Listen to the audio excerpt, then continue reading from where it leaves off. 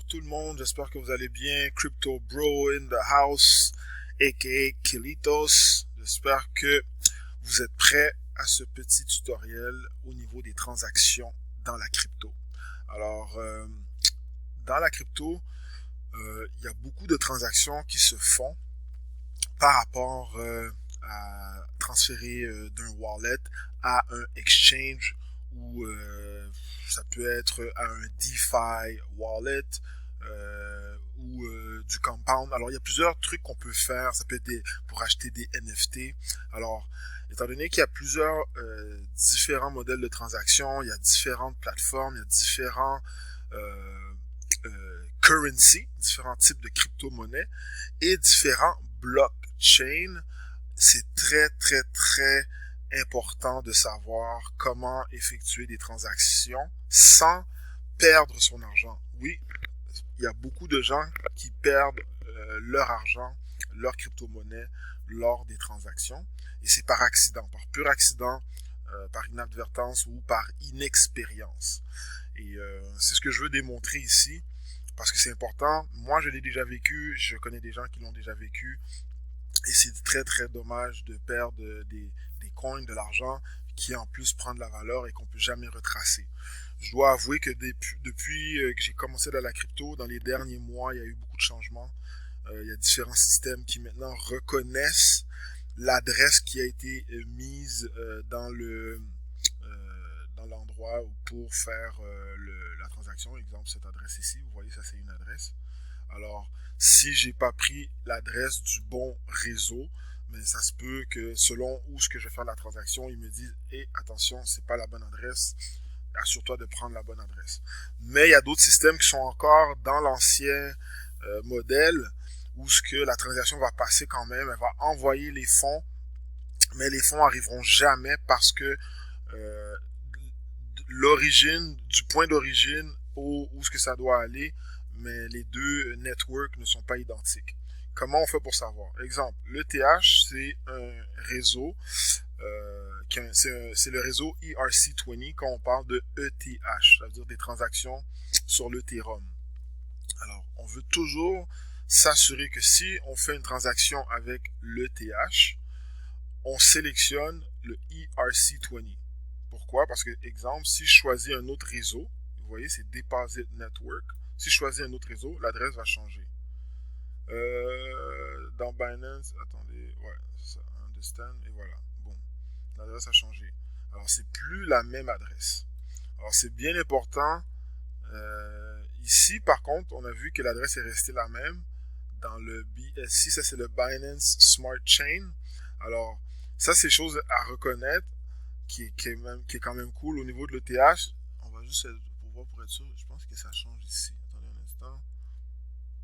Non, l'adresse semble être la même. Alors, dans ces deux réseaux-là, au niveau de Binance, je peux utiliser les deux réseaux pour faire mon transfert. C'est une bonne chose par rapport à si l'ETH que j'ai sur une autre plateforme n'est pas dans un ERC20, mais il est dans un BEP20.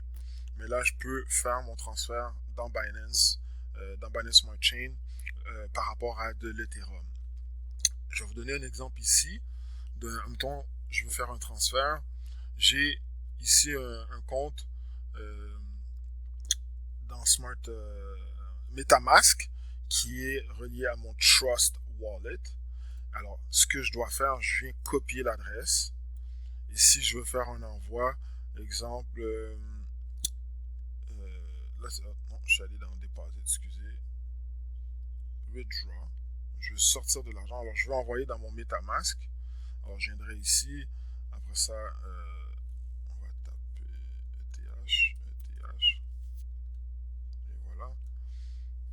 Et là, bon, j'ai pas de balance. J'aurais dû faire l'inverse. Mais j'aurais pu choisir, mettons, ici.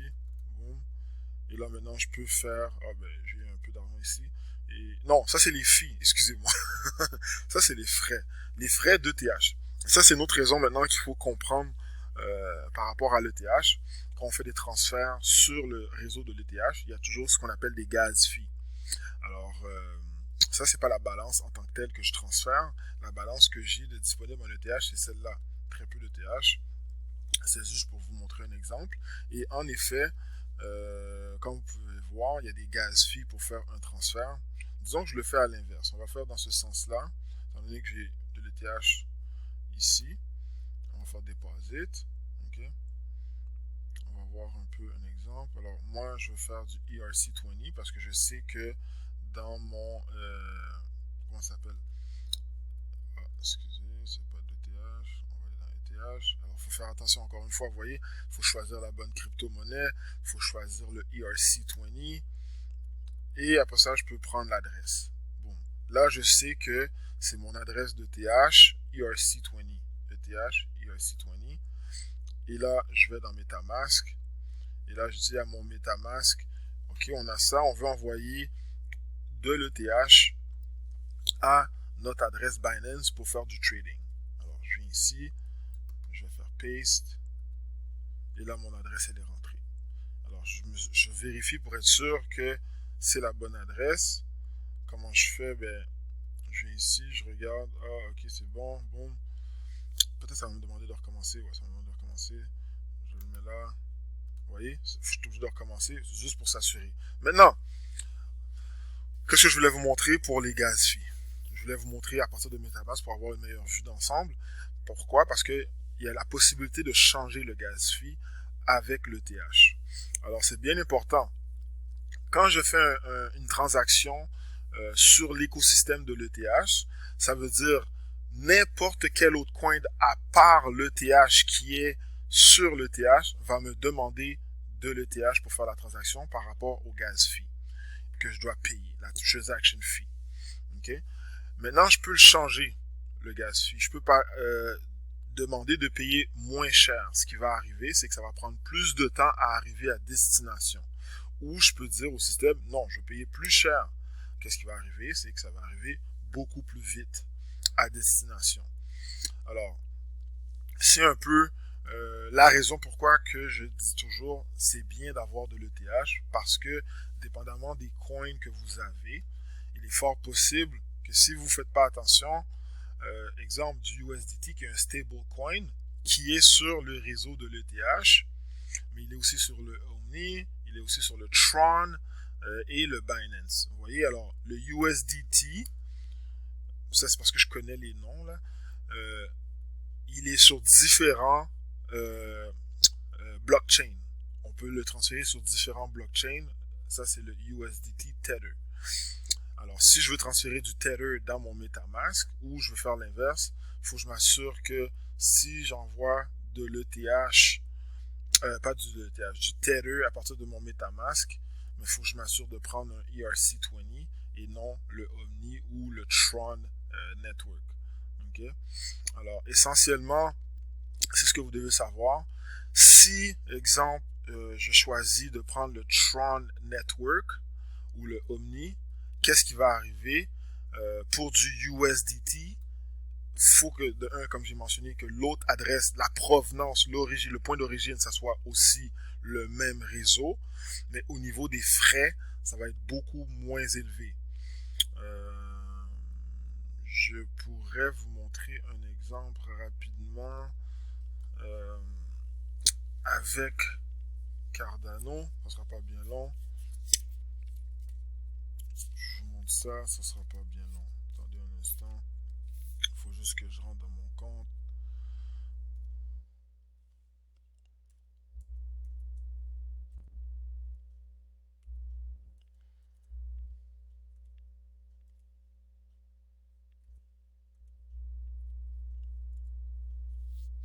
Alors, ce que je vais vous montrer, c'est comment les frais sont différents d'un network à un autre. Alors, si vous travaillez dans le network de Cardano, le blockchain de Cardano et non celui de l'ETH, on va aller voir ici au niveau des transactions. Ok, ça ne sera pas long. Cardano. Alors, si je rentre dans mon compte Cardano, puis je regarde, on va faire Cent. Alors ça, c'est de l'argent que j'ai envoyé. Normalement, je devrais être capable de voir les détails. de la transaction, transaction ID.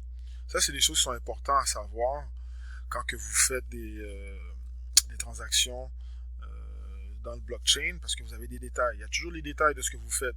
Il n'y a rien qui est caché, c'est tout est transparent. Alors, vous voyez les frais que j'ai payés pour la transaction. Alors, j'ai envoyé 5000 EDA à une adresse et ça m'a coûté 0.1 EDA. Et 1 EDA, c'est $1 maintenant. Alors, ça ne m'a même pas coûté $1 pour faire la transaction versus, comme vous avez pu voir, MetaMask, juste envoyer faire un transfert simple à une autre adresse. Ici, si je reviens, ça coûte beaucoup plus cher sur le réseau de l'ETH versus le réseau de Cardano. Alors, lorsque vous faites un investissement en crypto-monnaie, ce genre de choses-là est aussi important. Alors, c'est une des raisons pourquoi j'ai beaucoup plus de EDA que n'importe quel autre coin ETH. Et je pourrais vous dire la même chose avec VeChain. Parce que VeChain, c'est encore moins cher. C'est une des raisons pourquoi j'ai encore beaucoup plus de VeChain. Je préfère travailler sur des réseaux que les frais vont être beaucoup moindres au lieu d'être sur le réseau, le network de l'ETH. Alors, allons voir ici. Alors, ici, c'est 31 VET que ça me coûte. 31 Veto. Veto, c'est quoi la valeur de Veto? Mais 31 Veto, dans le fond, c'est 31 sous. Parce que si je vais dans mon portfolio et on va voir le Veto, il est 1 sou maintenant. Alors, ça coûte un peu plus cher de faire des transactions avec VeChain que faire des transactions avec Cardano. Par contre, qu'est-ce qu'il faut comprendre avec VeChain? C'est que j'ai pas acheté le Vitor. Pour faire des transactions VeChain, étant donné que c'est une technologie vraiment axée sur les transactions et sur le marché des affaires, quand on possède du VeChain, ça génère automatiquement du Vitor pour qu'on puisse effectuer des transactions. Alors, peu importe le prix, je devrais pas dire ça, mais les transactions qu'on fait avec le VeChain sont payées automatiquement à travers le wallet de Vitor. Parce que c'est pour ça qu'il est là. Le Vitor, on l'accumule exactement pour ça.